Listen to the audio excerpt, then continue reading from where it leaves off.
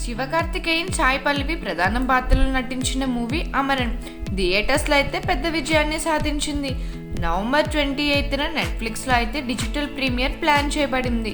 కానీ ప్రేక్షకుల వద్ద పెద్ద స్పందన రావడం కారణంగా అయితే అది వాయిదా పడింది. ఇది తమిళ చిత్ర పరిశ్రమలో మొదటిసారి చోటు చేసుకుంది. ఇప్పుడు అమరన్ డిజిటల్ ప్రీమియర్ కొత్త తేదీనైతే ఫిక్స్ చేసుకుంది. అది డిసెంబర్ 5, 2024గా నిర్ణయించారు. మేజర్ ముకుంద వరదరాజన్ గారి జీవిత కథ ఆధారంగా ఈ మూవీ అయితే రూపొందించారు. ఈ మూవీకి రాజ్ కుమార్ పెరియస్వామి దర్శకత్వం వహించగా కమల్ హాసన్ మరియు సోనీ పిక్చర్స్ సంయుక్తంగా ఈ చిత్రాన్ని నిర్మించారు.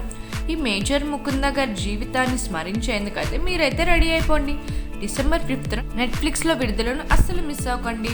మరిన్ని మూవీ అప్డేట్స్ కోసం ఫాలో అవుతూ ఉండండి ఫిల్మీ బౌల్.